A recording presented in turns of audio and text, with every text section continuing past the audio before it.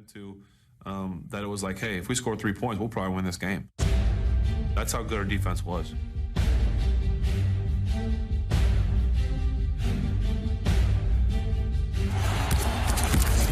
This defense has been nothing less than spectacular.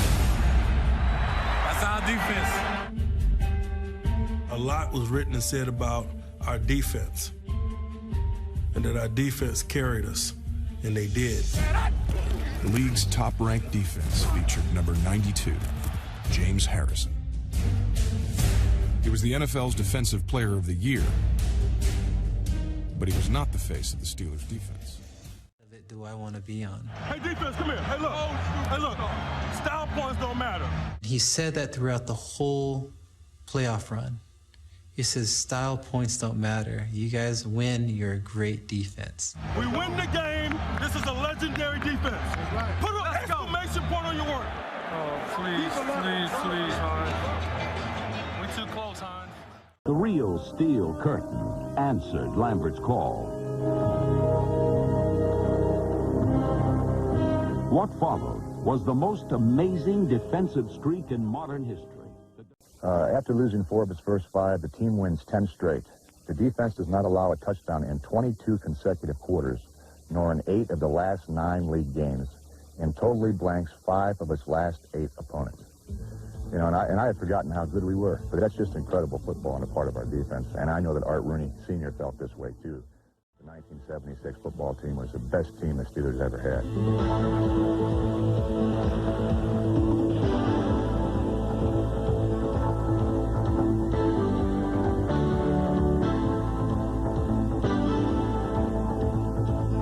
We had players with a great deal of pride, great deal of intensity, great deal of confidence, and obviously great ability. And to put that string together was not anything exceptional. It was what we were supposed to be doing. And we were having fun. And it was not a precious situation necessarily, but we told you it would get back on track. Number 81, Carl Eller. Number 77, Gary Larson. And number 88, Alan Page, joined Marshall on the defensive front. The foursome became known as the Purple People Eaters. In 1969, all 4 members of the Purple People Eaters made the Pro Bowl. 2, Eller and Page, would make the Hall of Fame. Page manned the middle. However, he was a very, very dedicated teammate and probably one of the best defensive linemen that I've ever seen. If Page was the brain and Marshall was the heart, number 81, Carl Eller, nicknamed Moose, provided the attitude. In week 3, the Purple People Eaters and the rest of the defense came within 5 seconds of the franchise's first shutout. The next week, they blanked the Bears.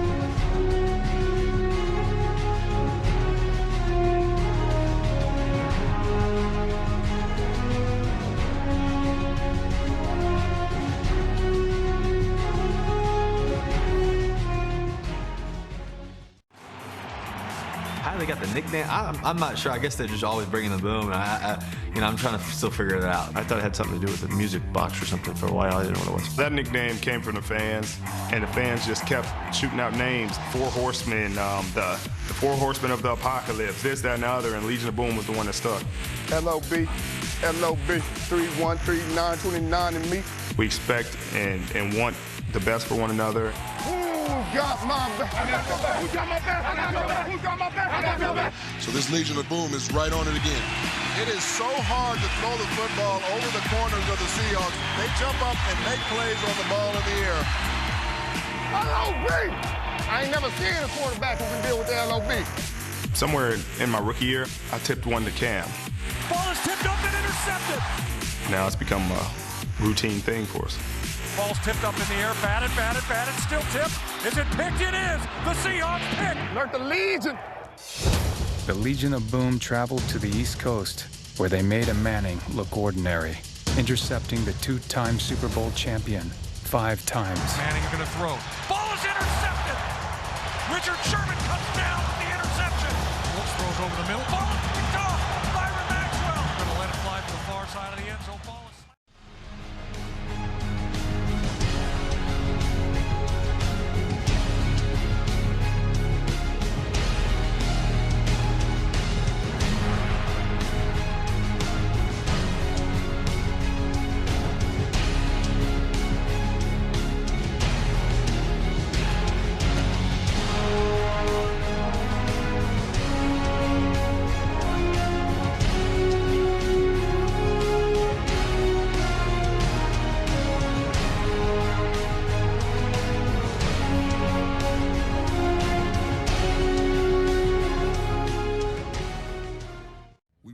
That if everybody has their gaps and everybody's responsible for what they need to be responsible for, we can win.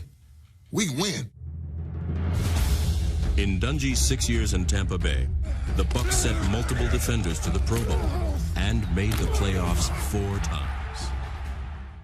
This was Gruden's challenge, and he laid it on the defense in no uncertain terms. Being great was not good enough. If you're such a great defense, why don't you score on defense? And I'm talking 9 touchdowns. Score 9 touchdowns. If you're so good, I keep hearing about all these stats, catch the ball, intercept it, and run it back for a touchdown. If you want to dominate and win a Super Bowl, you got to score 9 touchdowns. We got to score. He challenged us. He challenged us. At the start of the 2002 season, the defense took charge. After an opening day loss, the Bucs shut out the Ravens to kick off a 5-game winning streak. When we got to Baltimore, that was kind of our way to jumpstart our season as a defense, because I picked Chester Taylor up that day and bammed him into the ground like a steak. Boom! We all kind of laughed about it. You know, we just told each other, I said, we just got a flat foot and knock people out, fellas, as we want to get this thing rolling. And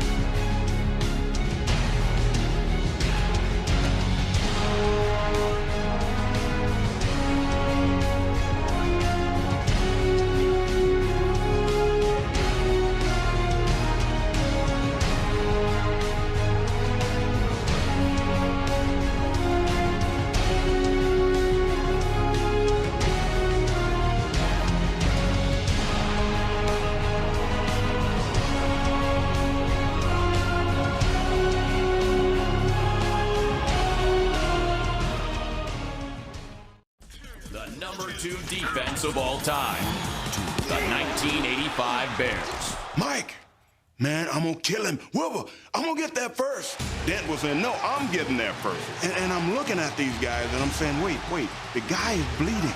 You don't have to kill the guy. We don't care. We're going to get him. That's what we do. They put the fear of God into every team that they played, and I think they won at least 7 or 8 games during the warm-ups. As that season went on, it became relentless. It was everybody did it. You know, it was Mingo, it was Richard, it was Otis, it was Marshall. I can still see the lick he put on Joe Ferguson up in Detroit. I'd never seen like it. I thought he killed him. Buddy Ryan invented the 46 defense, a bold system which unleashed overwhelming numbers against quickly overrun blockers. Nobody could figure it out. It was just coming from everywhere and breathing down your neck. They were ruthless. The 46 worked because of Hall of Famer Dan Hampton. athletic 350-pound rookie defensive tackle William the Refrigerator Perry, cat quick pass rusher Richard Dent, and tough-as-nails safety Gary Fensick. But the real key to the 46 were the linebackers. Prior to the season, but anytime you win defensively, you take on that personality. Nasty, mean, rough, raunchy, whatever term you want to put to it. So all of a sudden, I find myself out in front of this kind of team. We were always pissed off. Always pissed off. You can't hurt this. I'm a machine, you jerk. So we played with a chip on our shoulders. Grab him by the throat, take him with us, and we'll get out of here and go home. All right? Who's with me? But as we progressed through the season and we saw that not only were we a dominant defense, but we were quite possibly the best defense in the history of the game. We can win a championship this way, hating it all the while, hating every minute of it. And perfected his winning formula. It was as easy as 1, 2, 3. Jamal got to touch the ball 25 to 30 times. Don't turn the ball over and unleash our defense. Get us in position. Let's get us 3. Let's get us a quick 7 and let us hunt. We scored a touchdown first, game over. And it repeated. And that was the trend. If we got up on anybody, 3 points, 7 points, game over. I remember looking at my wife at the dinner table one night and I said, we're not going to lose. And we may never lose a game again. And she thought I was crazy. Don't worry about no playoffs. Don't worry about scenarios. Don't worry about this. Let's get in the door. Because if we get in the door, they do not know what they're in for.